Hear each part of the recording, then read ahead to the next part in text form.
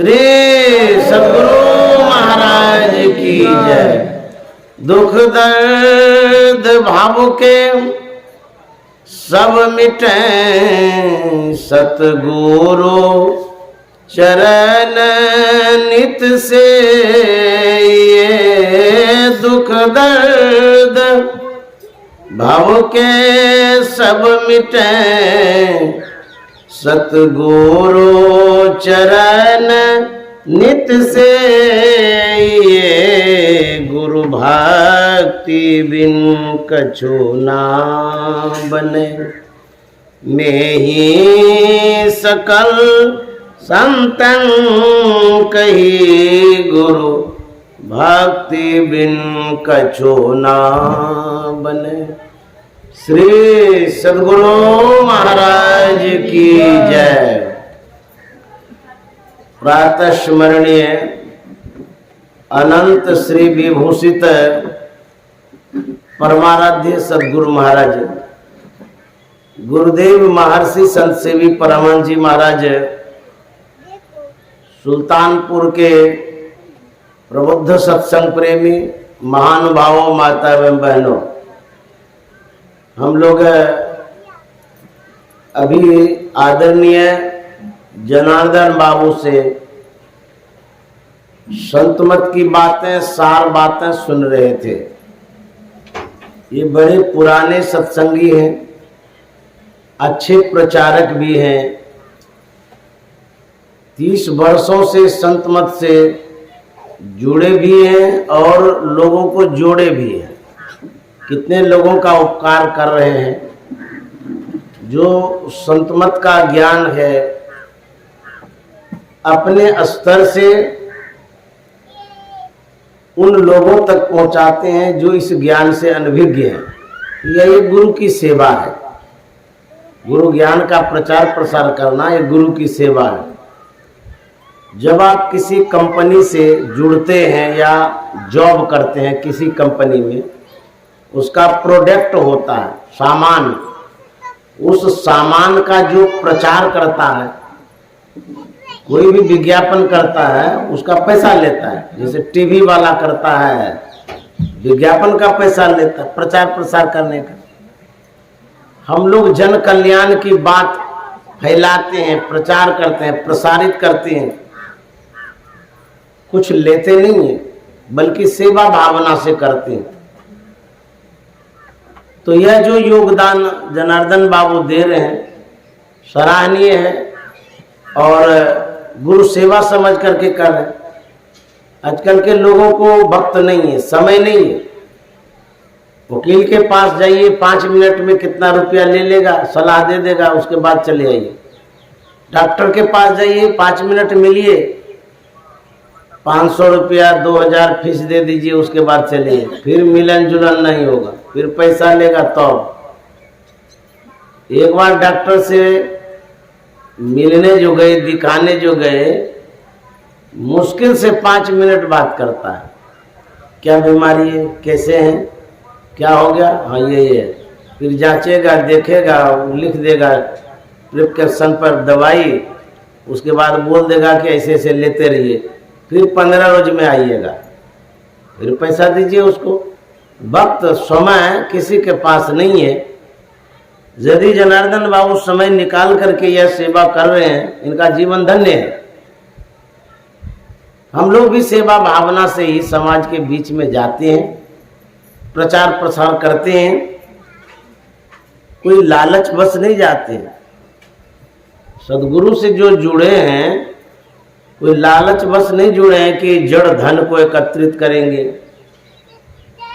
बहुत बड़ी प्रॉपर्टी जमा करेंगे, धनवान हो जाएंगे। ये लालच नहीं है, बल्कि गुरु महाराज ने जो समाज कल्याण के लिए योगदान दिया, उन्होंने हम सेवकों को जो सिखाया कि जाकर के समाज में इन बातों को फैलाइए, समझाइए, सिखाइए, जिस रास्ते पर चल करके जीव का कल्याण होगा। उसी भावना को लेकर के हम लोग चलते हैं। साधु भूखा भाव का, धन का भूखा नहीं। जो धन का भूखा सो तो साधु नाई। हम लोग सेवा भावना से समाज के बीच में आते हैं, तो उसी तरह से जनार्दन बाबू भी कर रहे हैं। हम आप जो इस संसार में आए हैं, यदि यह शरीर सेवा में न लगा, इस शरीर से यदि आप सेवा न कर पाए, आखिर इस शरीर का क्या होगा। मान लीजिए आप खूब बढ़िया से खाए, विलासिता में जीवन बिताए, उसके बाद आंख बंद हो गई, चले गए संसार, शरीर का हुआ क्या। सूरदास जी महाराज कहते हैं, जादिन मन पंछी उड़ जई हैं, तादिन तेरे तन तरवर के सभे पात जर जाइए। मन रूपी पंछी जिस दिन उड़ जाएगा, इस शरीर का आम आचार कुछ नहीं बनेगा। गाय बेचारी मर जाती है, मर के भी हमारे काम में आती है। जब गाय मरती है तो चमड़ा काम में लाते हैं ना, हड्डी भी काम में लाते हैं। एक एक पार्ट शरीर का, अंग अंग जानवर का हम काम में लाते हैं। हम मरते हैं तो हम तो मानव हैं, हमारे मरने के बाद हमारा जो बॉडी है, बॉडी का जो पार्ट से है, चाहे वो आंख हो, नाक हो, हाथ हो, पैर हो, पेट हो, कुछ भी किस काम में आता है, किसके काम में आता है, बता दीजिए तो। अरे काम की बात तो छोड़ दीजिए, जो मरते हैं ना, लोग क्या कहते हैं, घर के कहत सवेरे काढ़ो भूत होए घर के, जल्दी निकालिए।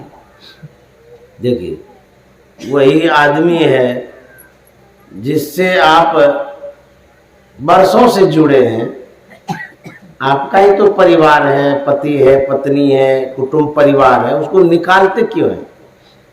शरीर तो वही है, कहते जल्दी निकालो।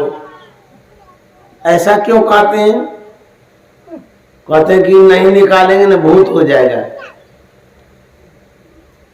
यदि आप शुभ कर्मों को नहीं करते हैं, एक योनि भूत की होती है, उस योनि में जीवात्मा को, जीव को जाना पड़ता है।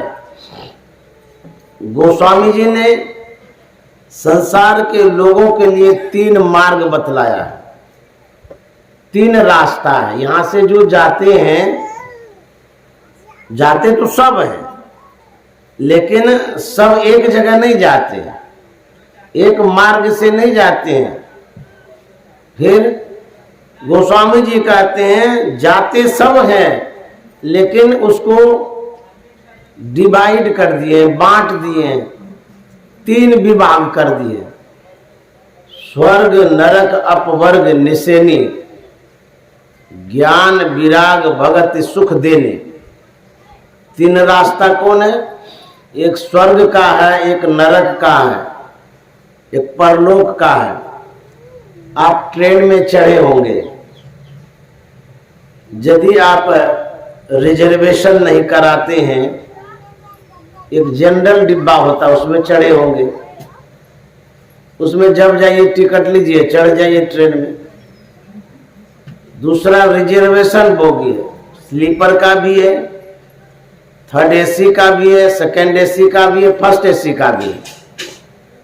कई बोगी होती है, सबका अलग अलग रिजर्वेशन होता है। जो रिजर्वेशन करा लेते हैं उस बोगी में वो बैठ सकते हैं, लेकिन टिकट कंफर्म होना चाहिए। बिना कंफर्म का आप चढ़ेंगे तो टीटी उतार देगा। कंफर्म टिकट होना चाहिए, बोगी रिजर्वेशन हो गया, आप जाकर के आराम से बैठिए। कहेंगे ऐसा क्यों करता है, एक ही ट्रेन है तो सबको अलग अलग बैठाता है, कोई तर्क कर सकता है।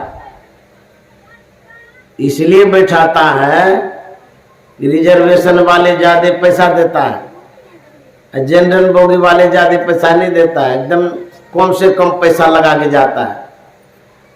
मान लिया 3 बोगी है, एक जनरल है, एक एसी वाली है, एक फर्स्ट एसी वाली है।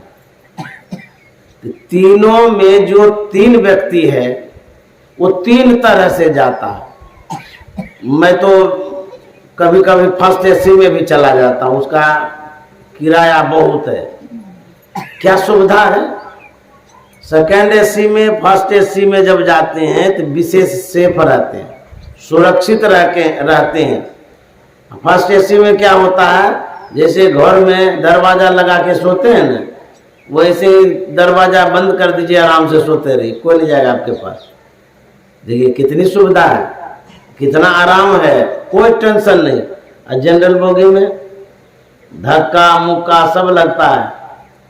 एक कल की घटना बता रहे हैं, जनार्दन बाबू की बेटी मेरे साथ आ रही थी, तो वो बता रही थी कि मैं जहां से चढ़ा जनरल बोगी में बड़ी भीड़ थी, संजोग से मेरे बैग को काट रहा था, कोई पॉकेट मार था, लेकिन लिया कुछ भी नहीं, लेकिन काट लेता तो सामान निकाल लेता। जनरल बोगी में दुर्दशा हो जाती है, आप और सुरक्षित महसूस करते हैं। मैं भी जनरल बोगी में जब चला था, इसी साल की बात कहता हूं कि दम घुट रहा था, इतनी गर्मी थी। फारबिसगंज से पूर्णिया आ रहा था, मुझे इतनी परेशानी हो गई, लग रहा था कि अब मैं गिर जाऊंगा। तो जो जाता है कहीं भी अपने सामर्थ्य के अनुसार, सुविधा के अनुसार जाता है। कबीर साहब ने कहा आए हैं सो जाएंगे सब। कौन कौन जाएंगे? राजा और रंक, कहते हैं फकीर भी जाएगा। राजा को तो नहीं जाना चाहिए, उसके पास तो बहुत संपत्ति होती है, पूंजीपति वाले होते हैं, प्रजा भी साथ में होती है, वो क्यों चला जाता है? बढ़िया से वो खाता पीता भी है, सुखमय जीवन बिताता है, लेकिन जाता क्यों है वो? उसको तो यहाँ रहना चाहिए। कबीर साहब कहते हैं राजा भी जाता है। अब प्रजा के पास तो पूंजी कम है, परेशानी ज्यादा है, मर जाता है, कोई बात नहीं है, लेकिन वो अमीर तो था, वो भी चला जाता है।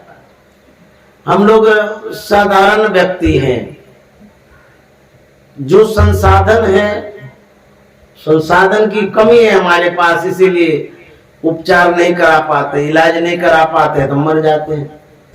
लेकिन डॉक्टर मरता है, ये तो आश्चर्य की बात।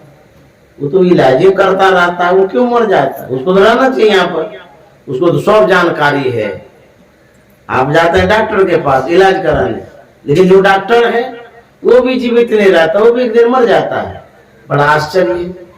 हम लोग भगवान की पूजा करते हैं, भगवान राम की करते हैं, भगवान कृष्ण की करते हैं, भोले बाबा की करते हैं ना। तो क्यों करते हैं? वो सामर्थ्यवान है, शक्तिशाली है, उनके पास बहुत सिद्धियां हैं, लेकिन सुनते वो भी चला जाता है। उसको तो यहाँ रहना चाहिए। इतने शक्तिशाली आदमी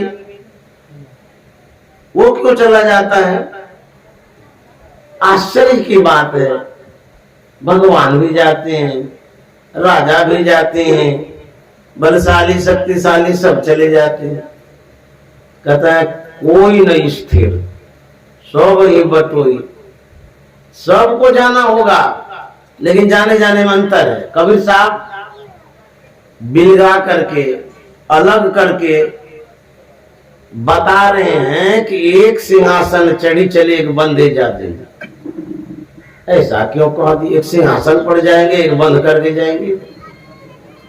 तो कबीर साहब कहते हैं कि जिनके पास परलोक की पूंजी नहीं है, परिस्थिति बस वो जमराज के जंजीर में बंध के जाएंगे। क्यों?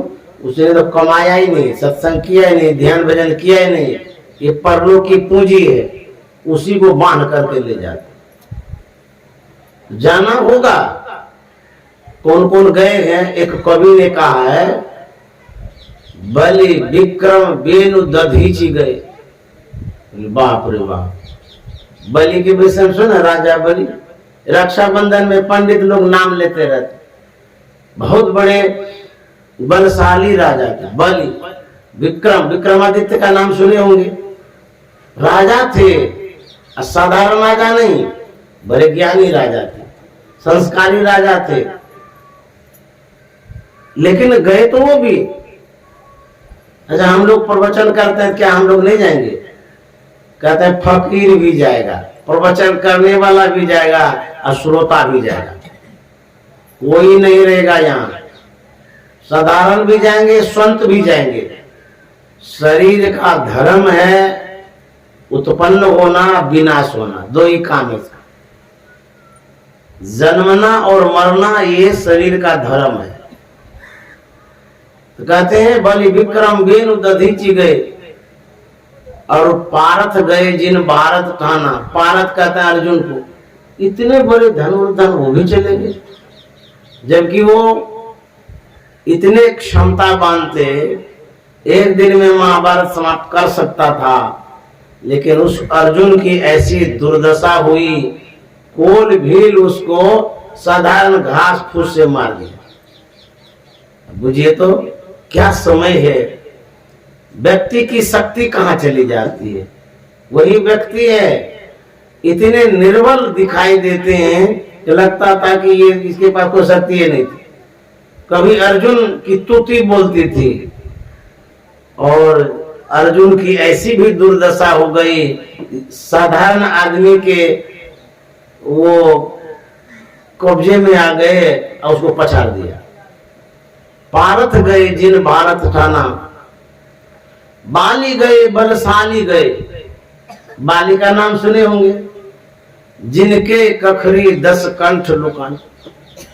रावण बाली के कांख में जो छिपा, अब ये एक दिन की बात नहीं है, 6 महीना रह गया कांखे में, पता ही नहीं चला।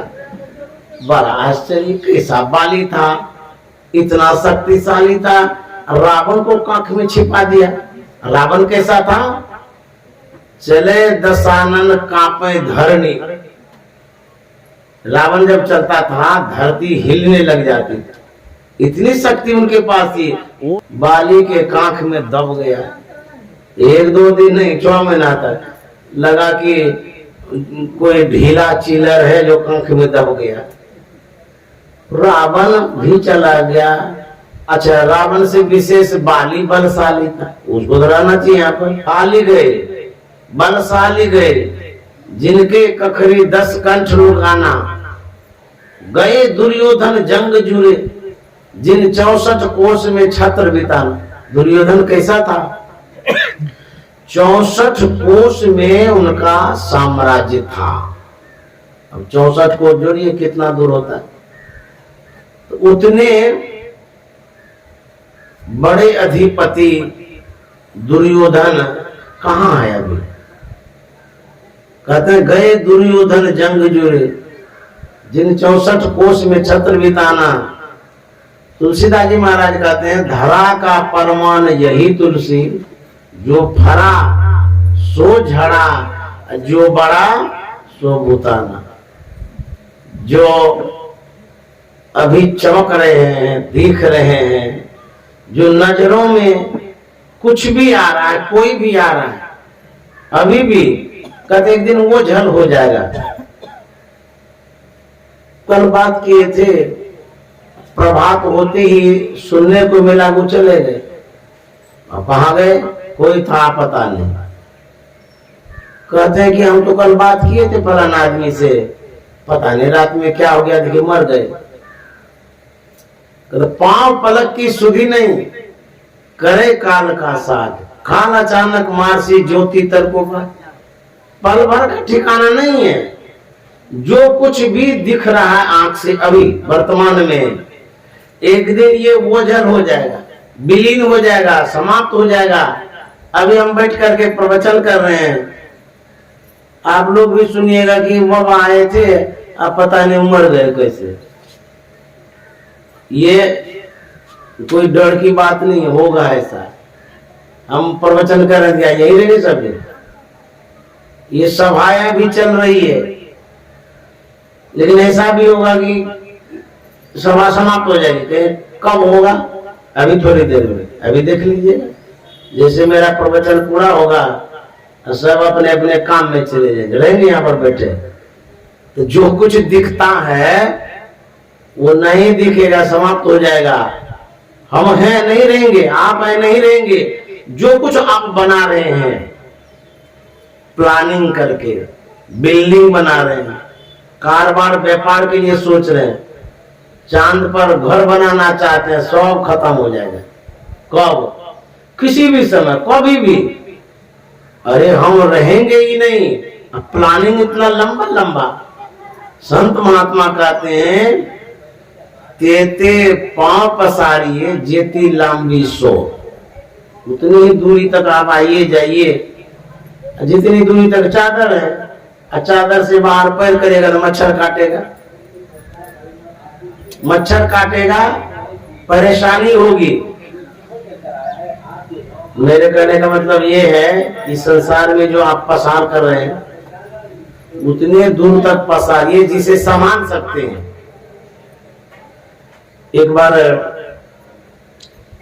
कुप्पा घाट में महर्षि संत शिवी जी महाराज शाम के समय टहलते थे, प्रायः टहलते थे वो। तो शाम के समय टहलने के लिए निकले।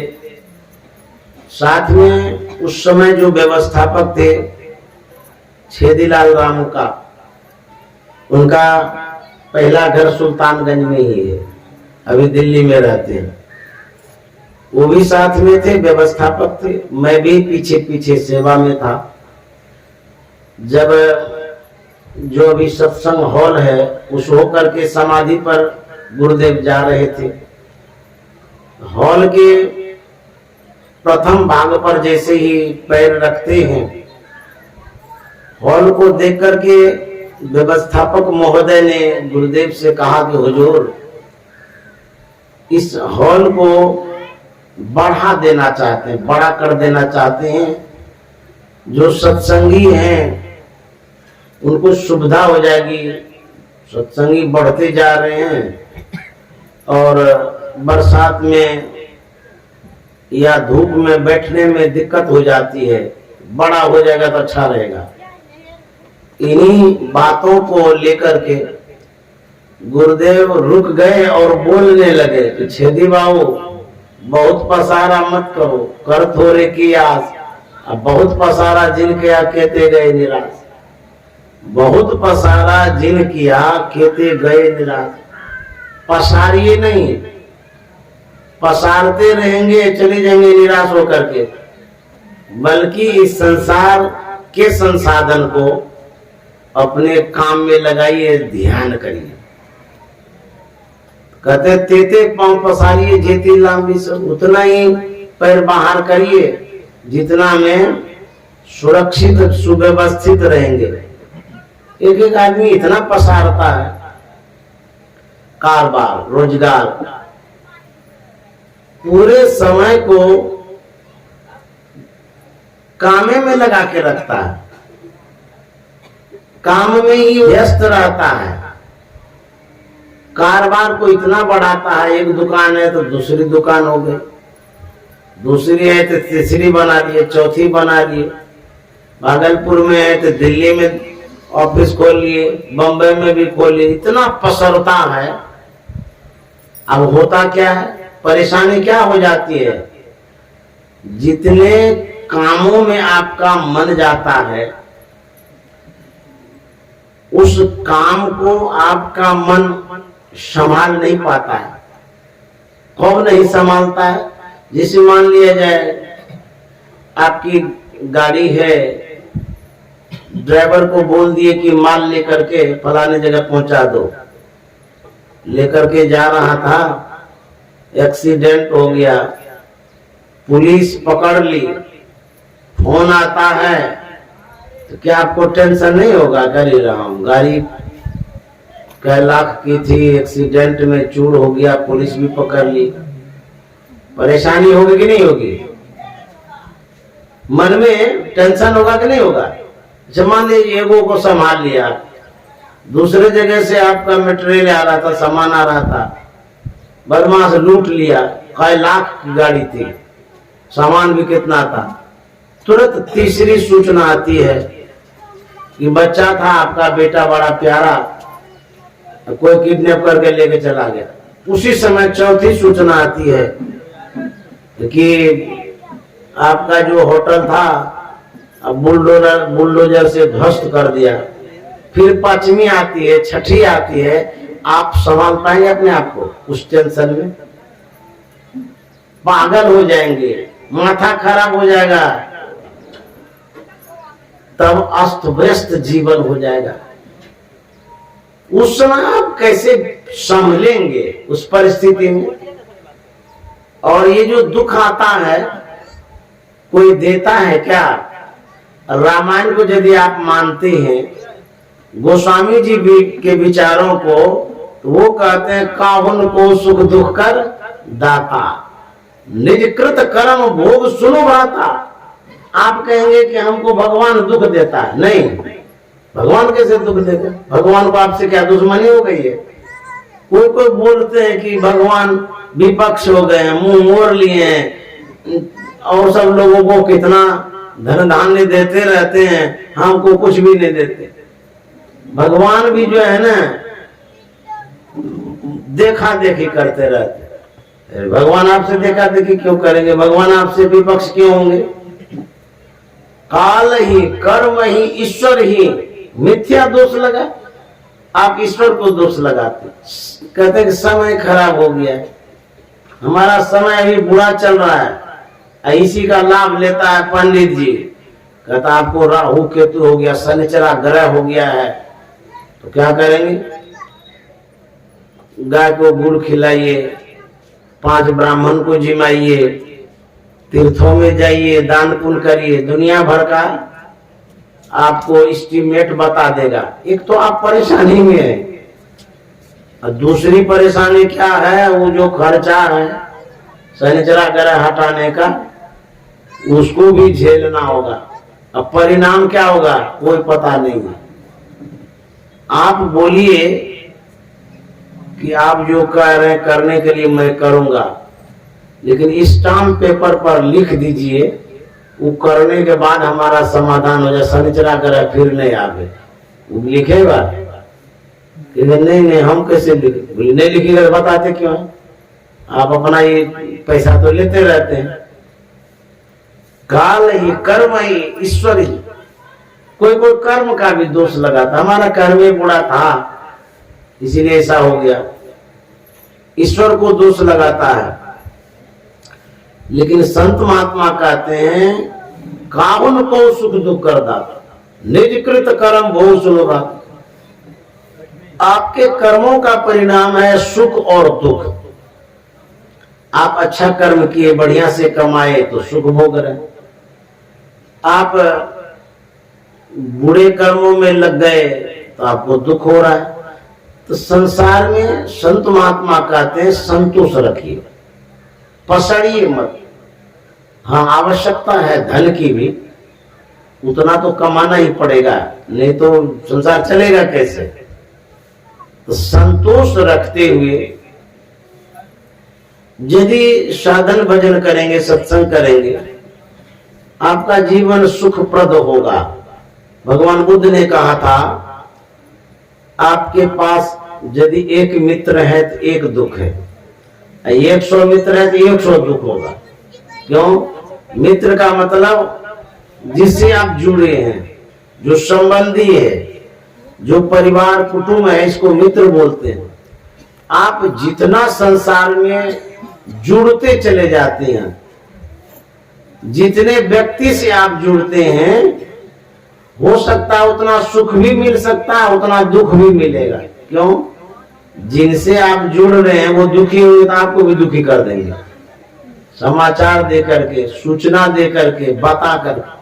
जैसे मान लिया जाए आपका फ्रेंड है, एक्सीडेंट हो गया, आपको सूचना मिलेगी तो दुख नहीं होगा? अरे हमारा दोस्त एक्सीडेंट हो गया, दौड़ करके जाएंगे। एक्सीडेंट जिसको हुआ दुखी वो है, आप क्यों दुखी हो गए? इसलिए कि आप जुड़े उनसे हैं।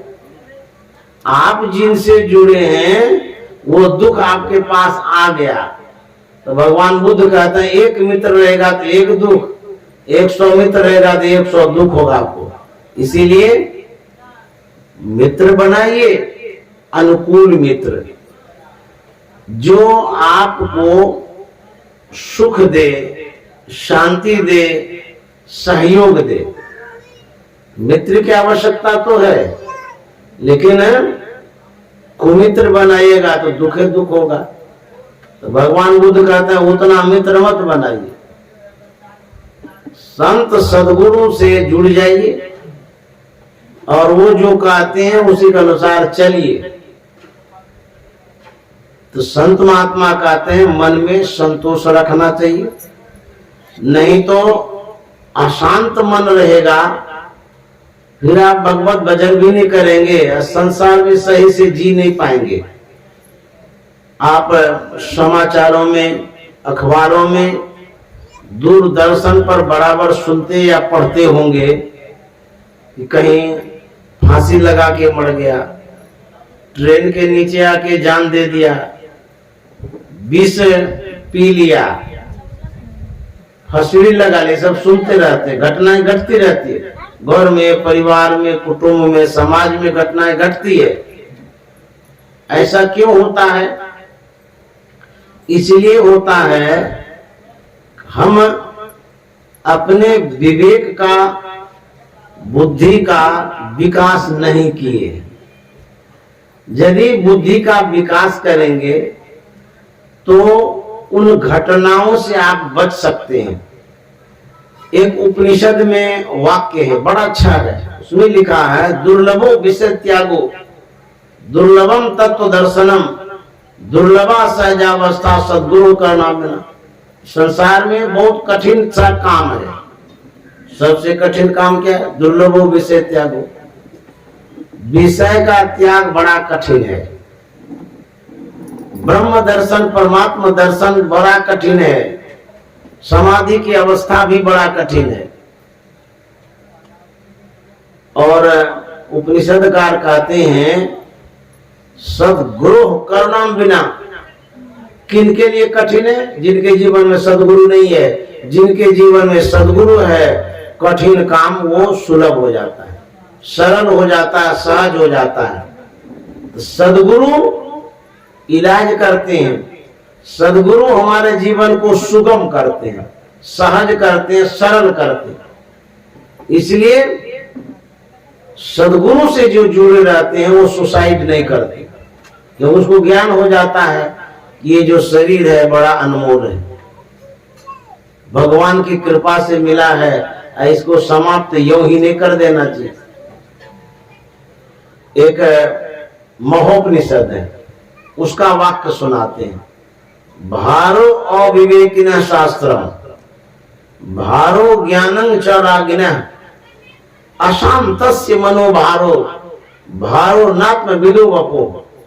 इसका मतलब है भारो अविवेकिनः शास्त्रम, जो अविवेकी है उसको शास्त्र की बात कहेगा भारी लगता है, कुछ भी समझ में नहीं आता है, जो आप कहते हैं दिमाग में घुसता ही नहीं है, कहते हैं वो अविवेकी है। शास्त्र को समझने के लिए समझदारी की आवश्यकता होती है। सत्संग की बातों को समझना साधारण खेल नहीं है। तो जो व्यक्ति अविवेकी है उसके लिए शास्त्र भार है। क्या क्या भार है ध्यान से सुनिए। अविवेकी के लिए शास्त्र भार है।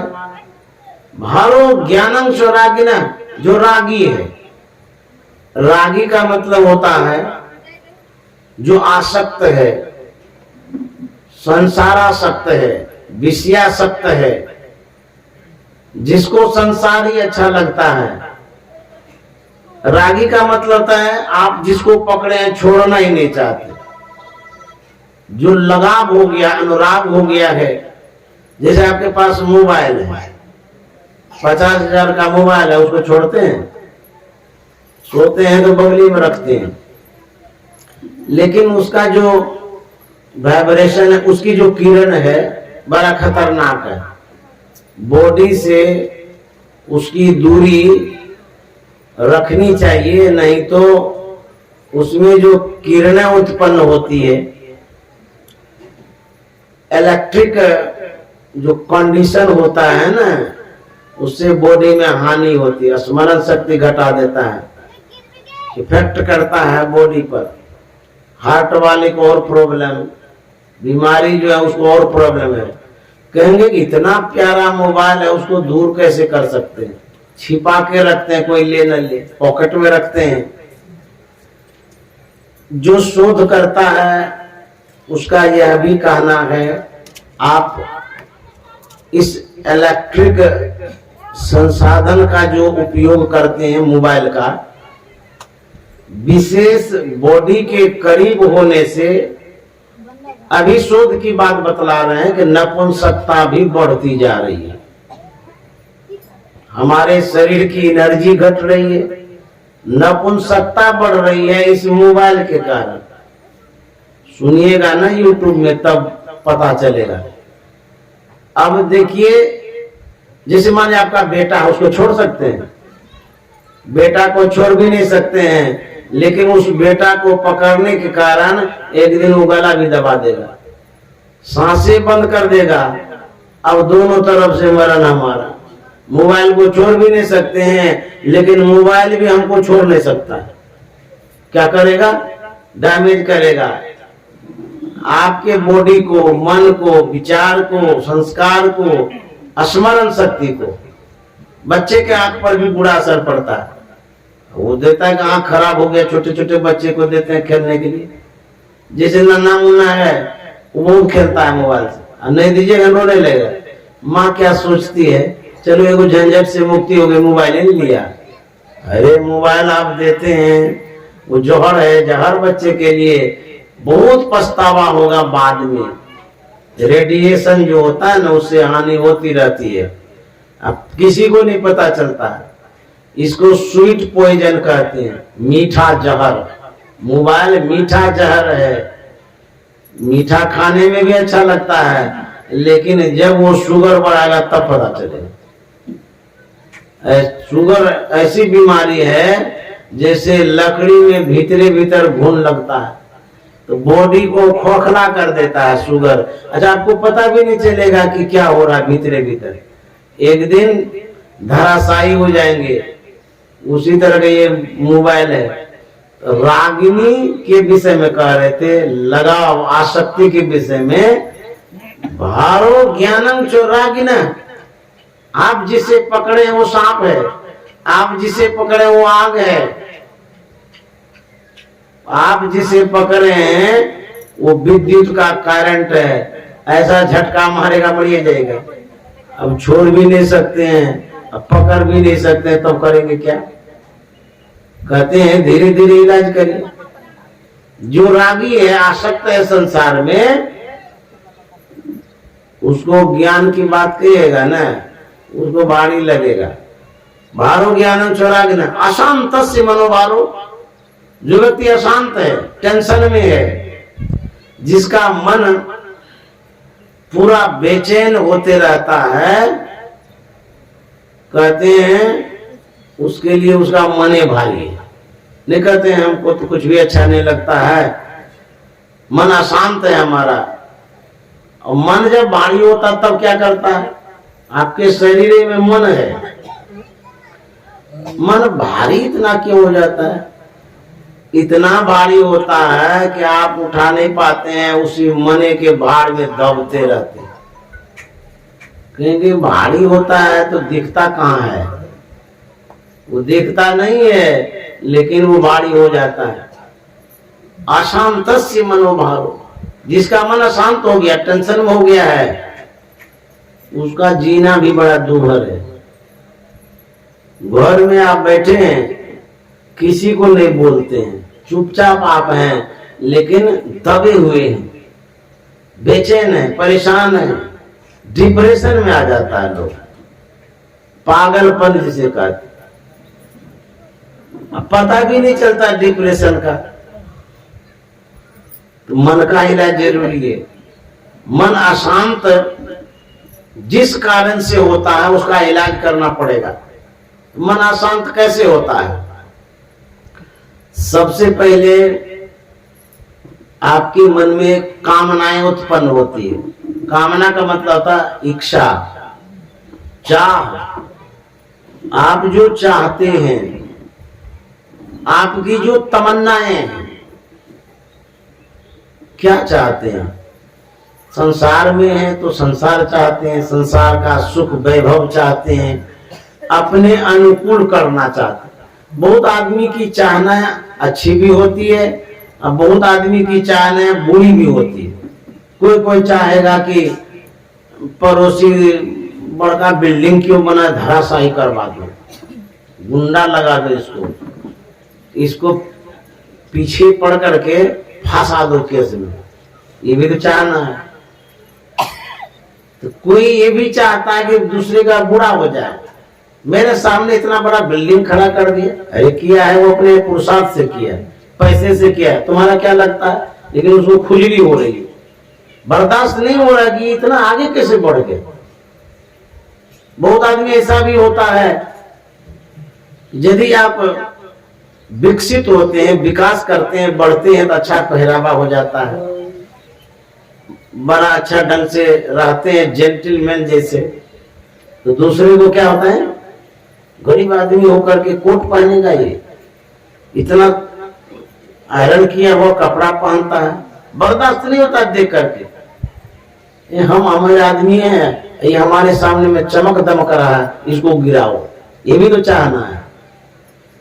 आपके विकास को कोई देखना नहीं चाहता है, ये बुरी चाहना है।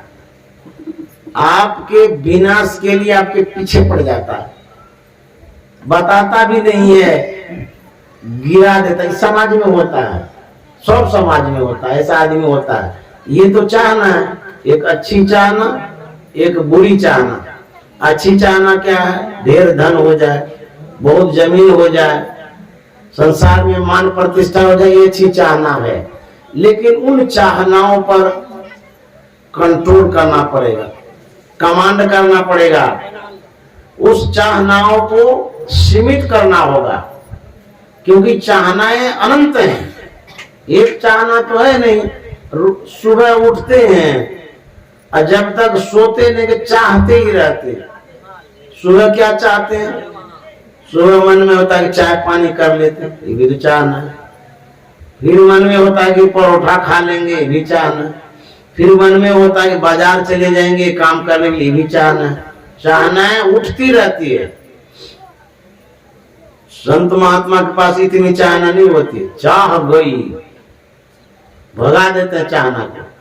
चिंता मिटी, मनमा बेपरवाह, परवाह नहीं है उसको, किसको? संत को। इस मन को जो संसार चाहिए उससे संत महात्मा अलग रखते हैं। बेपरवाह, जाको कछु न चाहिए सोई संसार। चाहनाओं पर कमांड रखना पड़ेगा, सीमित चाहनाएं रखनी पड़ेगी। कितनी, क्या लिमिट है बताइए? तो कबीर साहब से सुन लीजिए, साईं इतना दीजिए जामे कुटुंब समाए, मैं भी भूखा न रहूं साधु न भूखा जाए। चाहिए तो जरूर, कितना? इतना भगवान से मांगिए, या इतना जरूर परिश्रम करिए कि परिवार का पालन पोषण हो, कुटुंब समाज का सेवा सत्कार हो जाए। उसके बाद सही ढंग से हम भौतिक जीवन में जीने लगे। और कितना चाहिए?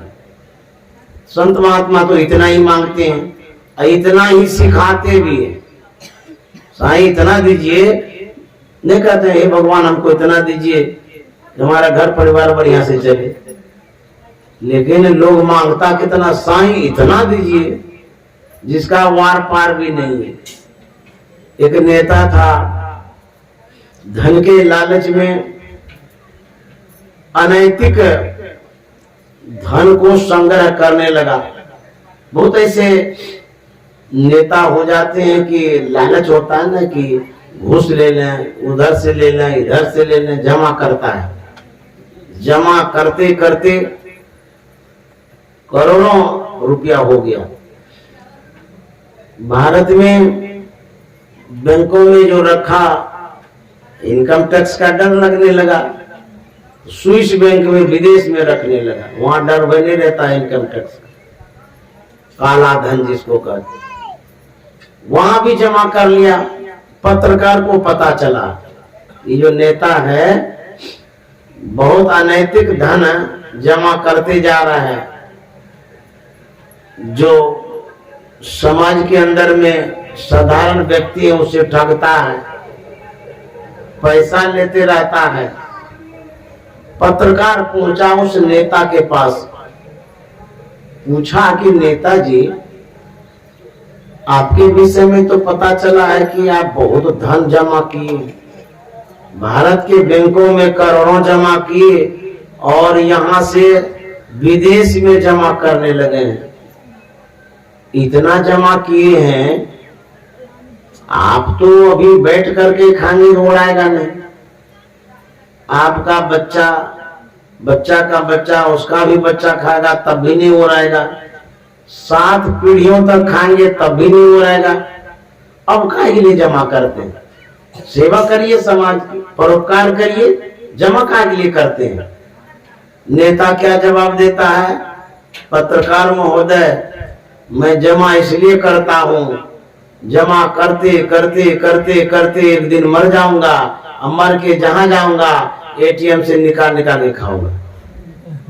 देखिए, मुझे तो मरेगा तो कहाँ एटीएम के पास वो रहेगा।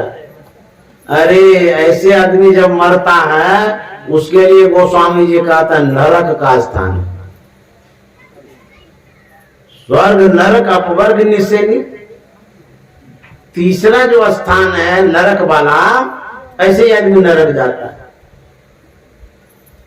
तो अपने मन पर कमांड रखिए, इच्छाओं पर। मान लीजिए जमा करते ही चले जाएंगे तो आपके साथ जाएगा। सिकंदर विश्व विजेता था,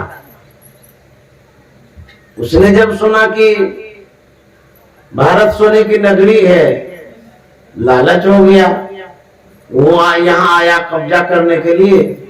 लेकिन ऐसा समय आया कि भारत में ही मर गया। तो लेके क्या गया वो बताइए तो? कहते हैं इकट्ठे कर यहाँ के जड़ सभी दुनिया के माली थे, सिकंदर जब गया दुनिया से दोनों हाथ काले। तो लेके तो कुछ भी नहीं जाना है।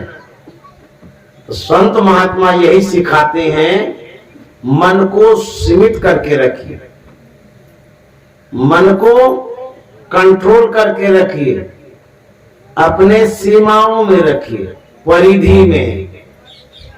सीमा से बाहर करेंगे तब क्या होगा? सीता माता से लक्ष्मण ने कहा था कि आप हमें भेजते हैं कि जाइए, भगवान श्री राम संकट में पड़े हैं, उसकी निगरानी में। लेकिन भाभी जी मैं कह रहा हूं, वो भगवान है, सामर्थ्यवान है, वो किसी संकट में नहीं पड़ेंगे। लेकिन सीता माता ने इतनी कड़वी बात कह दी कि लक्ष्मण सब सीमाओं को पार करके गया। कहता तुमको क्या लगता है भगवान श्री राम को कुछ हो जाएगा? तू क्या चाहता है? लक्ष्मण को बड़ा बुरा लगा। फिर लक्ष्मण ने कहा अच्छा ठीक है, यदि आप कहते हैं मैं आपकी बात को मान रहा हूं, क्योंकि भगवान श्री राम ने कहा था कि तू छोड़कर मत जाना जंगल में, कुछ हो जाएगा तो। मैं सेवा में था, सुरक्षा में था, लेकिन आप कह रहे हैं तो मैं जा रहा हूं। लेकिन मेरी बात को आप नहीं टालिएगा, उल्लंघन नहीं करिएगा, क्योंकि बात टालने से बिगड़ जाएगी। लक्ष्मण क्या करता है? जो कुटिया थी जिसमें सीता माता थी, उसको अपनी शक्ति से, सिद्धि से घेर देता है। लक्ष्मण रेखा डाल देता है, बोले कि कुछ भी हो जाए आप इस रेखा को खाली पार नहीं करिएगा, रेखा पार करिएगा कोई भी घटना घट सकती है, और हमारी रेखाओं को पार करने की क्षमता इस पृथ्वी पर किसी के पास नहीं है। माता जी को बता दिया लक्ष्मण नहीं पार करिएगा। अब देखिए क्या होता है, रावण आता है छद्म वेश में, महात्मा का वेश धारण कर लिया। परिस्थिति ऐसी बनती है कि रावण मांगता है भीख, हमको कुछ दीजिए। सीता माता लक्ष्मण की बातों को याद करती है कि वो तो कहा है इसको पार नहीं करना है। सीता माता ने कहा था कि मैं इसको पार नहीं करूंगा, आप आ जाइए यहां पर।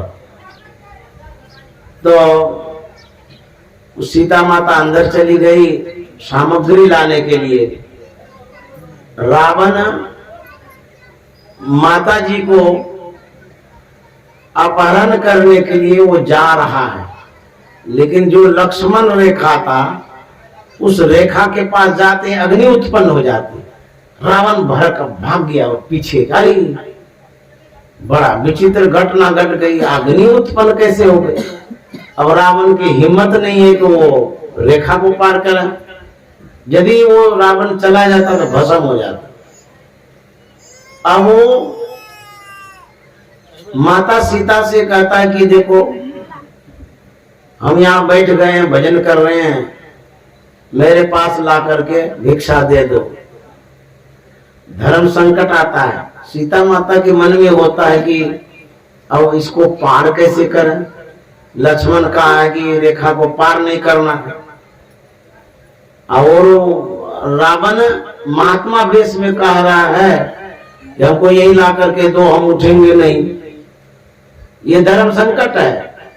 एक तरफ लक्ष्मण रेखा और दूसरी तरफ सीता माता के सामने भारतीय संस्कृति की सीख। दान भी तो करना है, सत्कार भी तो करना है, वो तो महात्मा है। सीता माता सत्कार करना चाहती है, अपने संस्कारों को कैसे छोड़ेगी। लेकिन संकट ये है, एक तरफ आज्ञा का उल्लंघन है, दूसरी तरफ अपनी संस्कृति की सेवा है। महात्मा का सत्कार, संस्कृति की सुरक्षा, धर्म संकट है ना।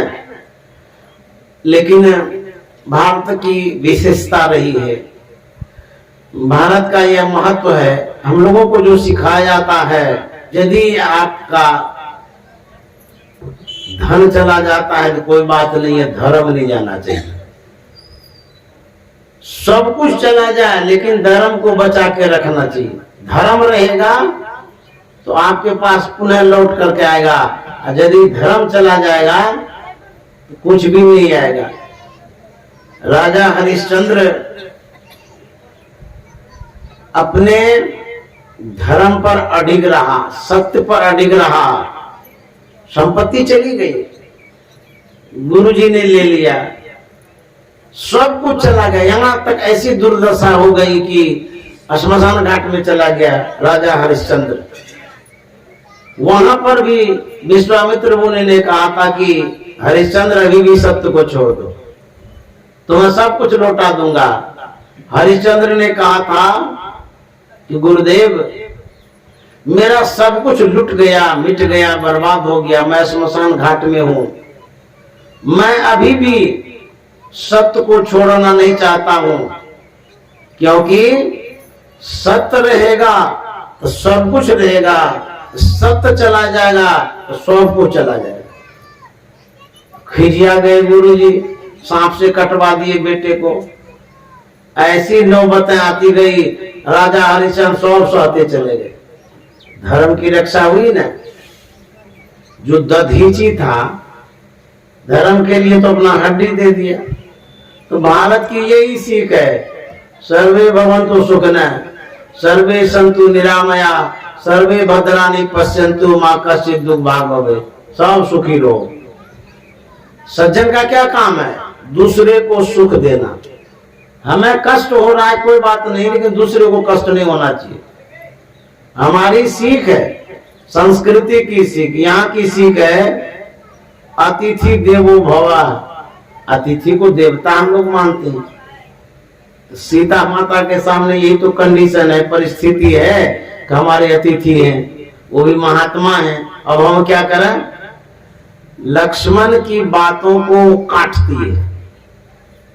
आखिर एक ही तो काम करेंगे, या तो लक्ष्मण की बात को रखेंगे या आतिथ्य सत्कार करेंगे। सीता माता ने देखा कि हमारे ऋषियों ने, मुनियों ने, धर्मात्माओं ने धर्म को बचाने के लिए इस जीवन को बलिदान कर दिया। तो सीता माता सोचती कोई बात नहीं है, जो होगा देखा जाएगा, अरे हम ही चले जाएंगे, लेकिन हमारी संस्कृति सुरक्षित रहेगी, हमारा धर्म सुरक्षित रहेगा। इसीलिए सीता माता बातों की अवज्ञा कर देती है, उल्लंघन कर देती है, काटती है। कभी कभी ऐसा करना पड़ता है।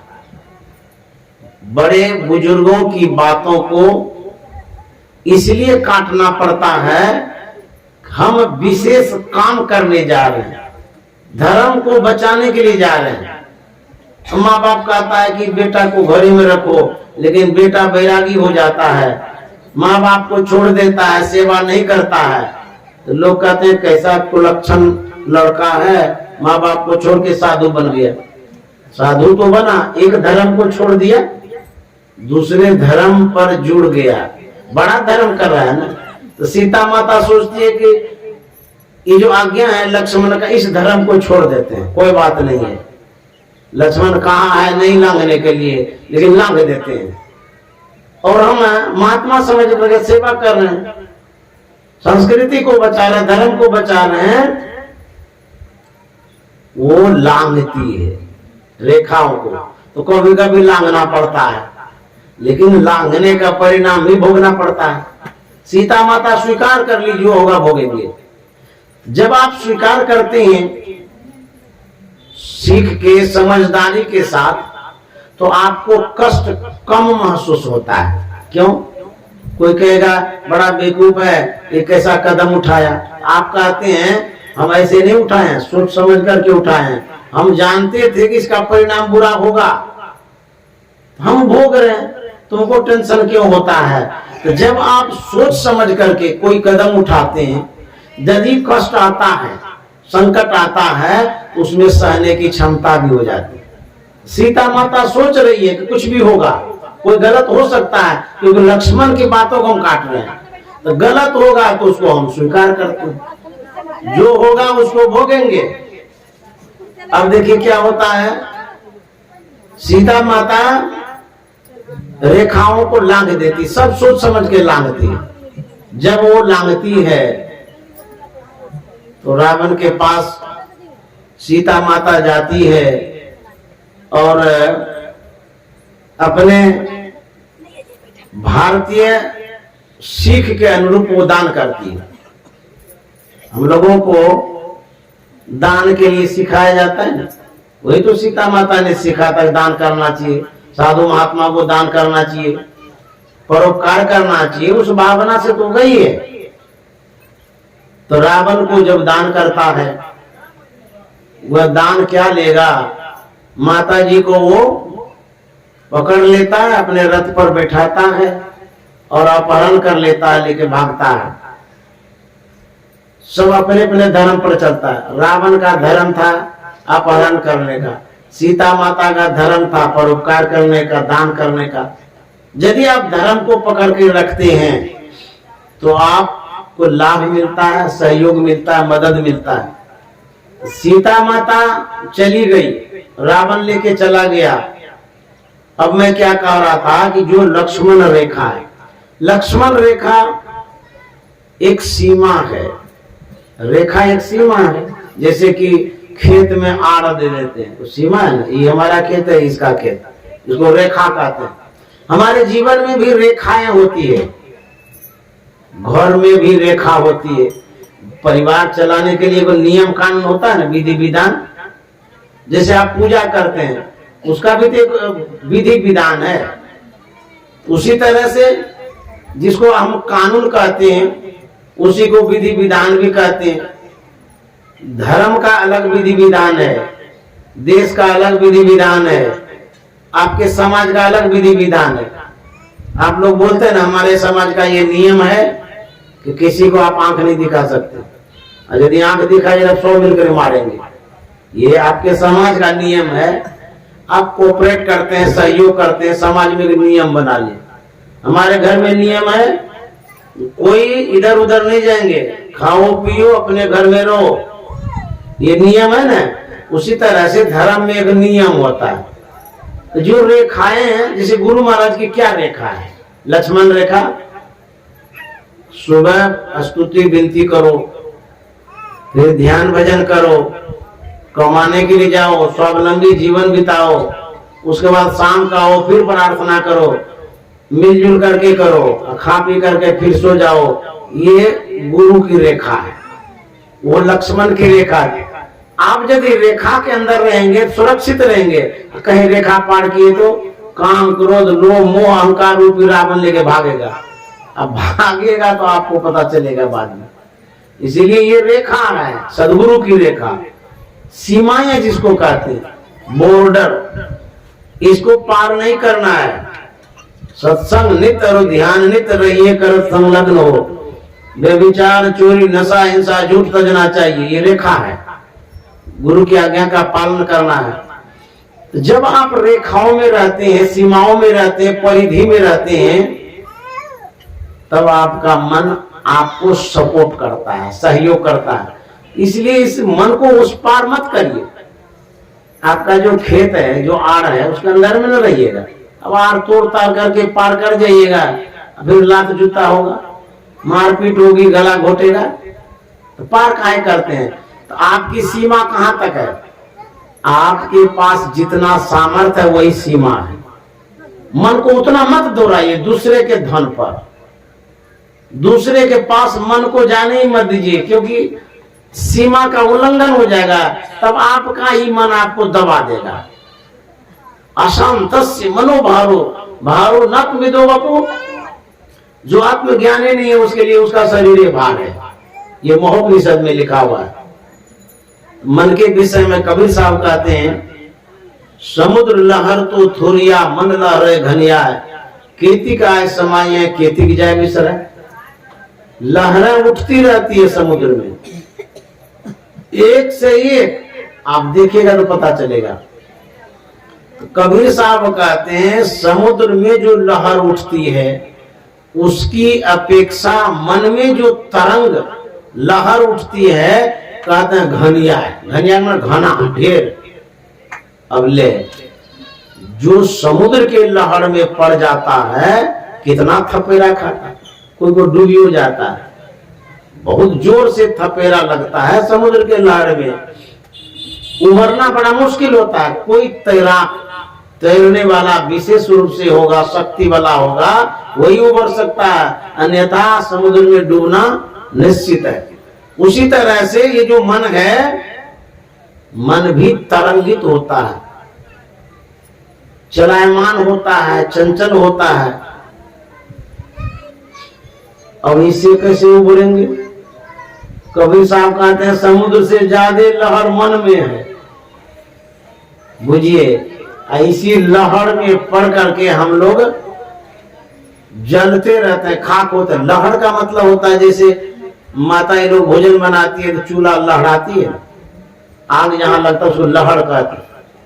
लहर का मतलब आग, लहर का मतलब ताप, लहर का मतलब कष्ट।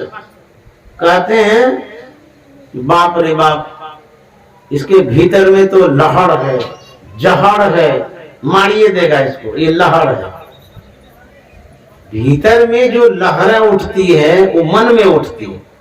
अब मन जब लहर जाता है, जब मन जलने लगता है, दूसरे को जला देता है।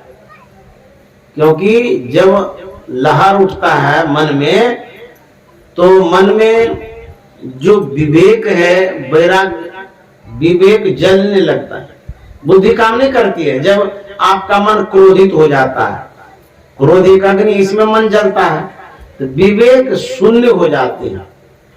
स्मृति घट जाती है, बुद्धि काम नहीं करती है, तब कोई भी कदम आप गलत उठा लेते। अब बुझिए वहां पर मन को संभालने की कितनी आवश्यकता है। जैसे क्रोध जब उत्पन्न होता है तो कमांड रखना बहुत जरूरी है, लगाम जिसको कहते। मन पर लगाम नहीं रखिएगा, बेलगाम का घोड़ा किसी को कुचल देगा तो झगड़ा होगा ना। बेलगाम का ये मन हो जाएगा तो लड़ाई झगड़ा सब हो जाएगा, फिर दुर्दशा होगी। तो कमांड रखिए, कंट्रोल रखिए मन पर, विशेष भागने मत दीजिए इसको। तो कबीर साहब कहता मन लहरे घनिया, मन में लहरें उठती रहती है, सुबह से शाम उठती है, जैसे समुद्र में उठती है। कहेंगे कैसे? लहर ये कामना भी है, इच्छा जिसको कहते हैं। लहर का बहुत प्रकार होता है, खाली यही लहर नहीं, आग वाला लहर, कामना इच्छाएं जो उत्पन्न होती है भी लहर है। जानते हैं विवाद का जड़ है लहर, विवाद का जड़ है इच्छाएं। जो भी इच्छा है आपकी, उसकी आपूर्ति में जब व्यवधान उत्पन्न होता है तब झगड़ा होता है। बच्चा को कहते हैं जाओ पढ़ने के लिए, वो कहता हम नहीं पढ़ेंगे, जेबे नहीं करेंगे। तो माँ क्या चाहती है कि बच्चा पढ़े, चाहती है, चाहना है ना, यही कामना है, चाहना है, तमन्ना है। तो आपकी चाहनाओं में जहां बाधाएं होती है वहीं आता है जमराज क्रोध, यही नरक ले जाता है।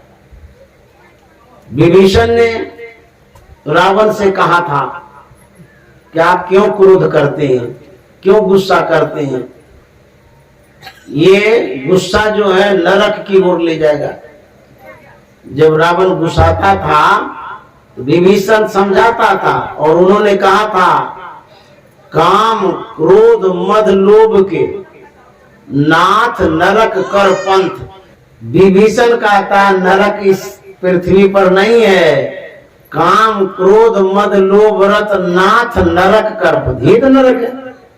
काम क्रोध लोभ मोह क्या, ये नरक है।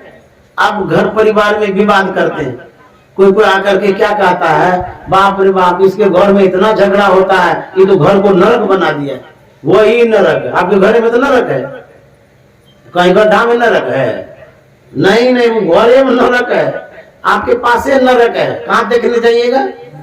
विवाद करते हैं, झगड़ा करते हैं, लड़ाई करते हैं, नरक है, समझे। स्वर्ग सत्संग कर दिए स्वर्ग।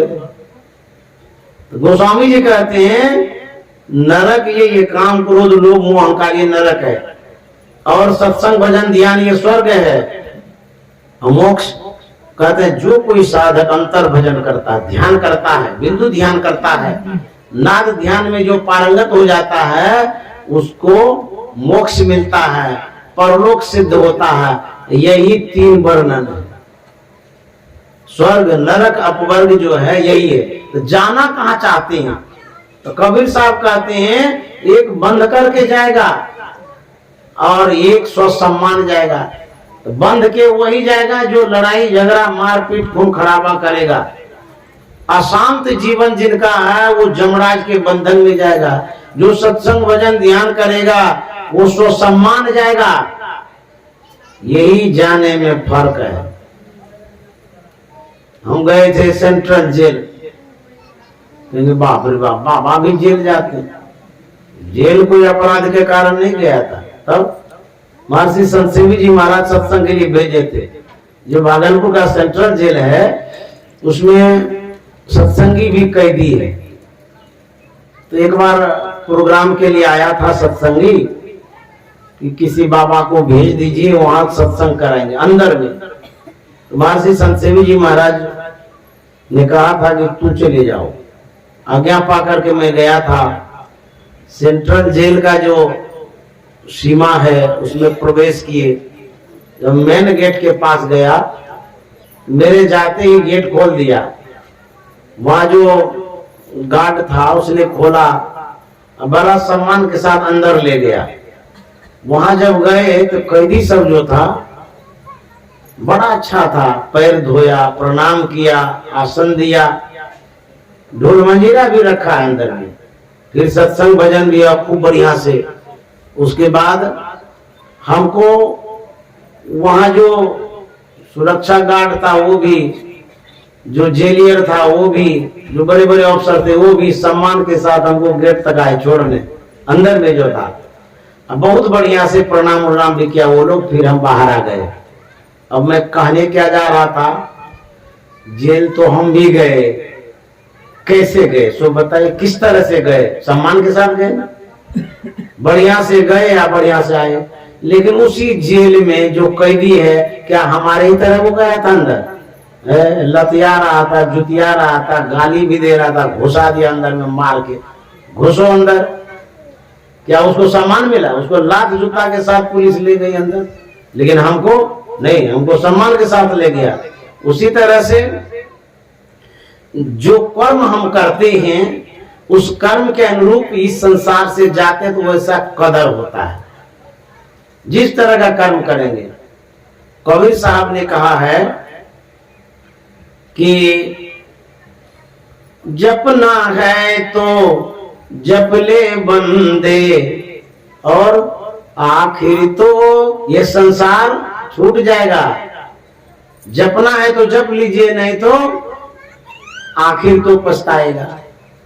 कहे कबीर सुनो भाई साधो, करनी का फल पाएगा। जो कर्म हम करते हैं उसका फल मिलता है। इसलिए हम लोगों को अपने जीवन को बनाना चाहिए। तो गुरु महाराज ने सुझाव दिया, सिखाया है, घर गृहस्थी का भी काम करिए, सत्संग भजन करिए। घर गृहस्थी से संसार सुदृढ़ होगा और सत्संग भजन से परलोक बनेगा। तो दोनों की आवश्यकता है। यह जो कार्यक्रम आज संपन्न होने जा रहा है, आदरणीय हमारे जो मोहन बाबू हैं, मैं उन्हें बहुत बहुत साधुवाद देता हूँ, धन्यवाद देता हूँ। और उनके परिवार को भी, जिसने बुला करके सत्संग कराया। हम आप समाज में बहुत ऐसे व्यक्ति हैं जो सामर्थ्यवान हैं। आप लोगों का धन यदि ऐसे ही सत्संग में लगे तो आपका भी जीवन धन्य होगा। धन को धर्म में लगाइए, समाज का कल्याण होगा, आपका भी कल्याण होगा। नहीं तो क्या होगा? गुंडा आएगा, बदमाश आएगा, किडनैप करके धन मांगेगा, बच्चा उठा के ले जाएगा, अथवा जो बदमाश विशेष बलशाली होगा वो कहेगा कि 1 लाख रुपया हमको भेज दीजिए, नहीं तो बुझ जाइए क्या होगा। तो उस गुंडा को जो आप दीजिएगा, इससे बढ़िया है इस सत्संग में दे दीजिए, कम से कम बढ़िया तो काम है ना। सत्संग में देने का मतलब ये नहीं कि हमको दे दीजिए, सत्संग करा लीजिए। या आप सत्संग से नहीं जुड़े हैं तो कोई यज्ञ करा दीजिए, पूजा करा लीजिए, बढ़िया काम कर दीजिए, उसमें धन लगा दीजिए। ये नहीं कह रहे कि जो सत्संगी नहीं है तो हम ही सत्संगियों को पैसा दीजिए या खर्च करिए। लेकिन यदि सत्संग कराते हैं, ये सभी यज्ञ से बढ़ करके है, आपको बहुत लाभ देगा। आप पंडित जी को बुला के पूजा कराते, सत्यनारायण भगवान का पूजा घर उद्घाटन में कराते हैं ना। जितने व्यक्ति सुन रहे हैं, यहाँ भी या जहां तक आवाज जाती है सुनते होंगे, आपसे एक बात हम पूछना चाहते हैं। पंडित जी आज तक जो पूजा कराए, आपको जो पोथी पतरा पढ़ करके वो सुनाया या मंत्र पढ़ा, उसका अर्थ समझे थे? बोले पंडित जी कह गए, सुने लेकिन समझे ही नहीं। गुरु ने कह के चला गए बह के। तो जो पढ़ाया जाता है आपको पूजा के समय, उसको समझिएगा ना, क्या अर्थ है नहीं है, कभी तो समझना चाहिए। काहे पूछते हैं पंडित जी से, पंडित जी हम आपको तो दक्षिणा देते हैं, हमको समझा करके कहिए इसका क्या अर्थ हो गया। इस लोग जो पढ़ते हैं, क्या क्या पढ़ता है उसको हाँ करते जाते हैं, पढ़ते जाते हैं, छींटते जाते हैं। क्या होगा इससे? जहां जाएगा गुरु वहीं जाएगा चेला। अच्छा, हम लोग इतना देर जो सत्संग किए, 1 घंटा 18 मिनट हुआ, इसमें टाइम भी है। 1 घंटा 18 मिनट तो कुछ तो समझे होंगे, एक को नया नहीं समझे होंगे। हम जो समझा रहे हैं आपको सत्संग की बात, कुछ समझे कि नहीं समझे? तो कुछ तो लाभ हुआ ना, जो भी समझे हैं।